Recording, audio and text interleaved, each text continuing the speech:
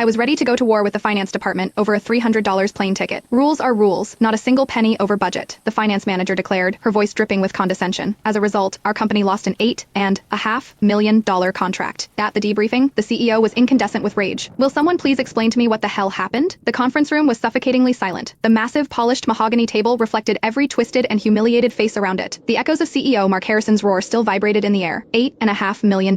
He slammed the file in his hand onto the table. The thud was like a sledgehammer to the chest of everyone present. A project we've been working on for 6 months. Gone. Right at the finish line. Can anyone give me an explanation? No one dared to speak. The executives sat bolt upright, their eyes fixed on nothing, as if they'd all turned to stone. I sat at the very end of the table, in a corner that was almost always overlooked. I could feel the eyes of my direct supervisor, sales director John Miller, boring into me. His gaze was a frantic cocktail of anxiety, warning, and a kind of pathetic pleading. He mouthed the words silently. Stick to the plan. The plan was the story he had cornered me with in the break room, just before the meeting, delivering it not as a request, but as an order. Amber, you are going to take the fall for this one. Just say you were careless and forgot to send the proposal before the deadline. The company won't fire you. At worst, you'll get a reprimand and lose your bonus. It is okay for young people to make mistakes. It is the attitude that counts. I had just stared at his greasy face and his shifty, shameless eyes and said nothing. Now, his eyes were flashing that same message again, a desperate urging that made my stomach turn. I lowered my gaze, my fingers tracing the cold edge of my phone under the table. My heart was a drum against my ribs, heavy and loud. I knew this was my only chance. Either I could continue to be the doormat I'd been for the past 2 years, the disposable pawn they pushed out to take the blame, or I could flip this whole goddamn table over. Is no one going to speak? The CEO's voice was ice. His eyes, like a hawk's, scanned each face. John, you are the sales director. You led this project. You tell me. John flinched as if he'd been struck. He shot to his feet, beads of sweat instantly dotting his forehead. Sir, the ultimate responsibility is mine. I failed to properly supervise. He started by shouldering a meaningless sliver of blame, then pivoted. However, there was a small hiccup in the execution. The employee responsible for delivering the proposal, Amber Lynn, he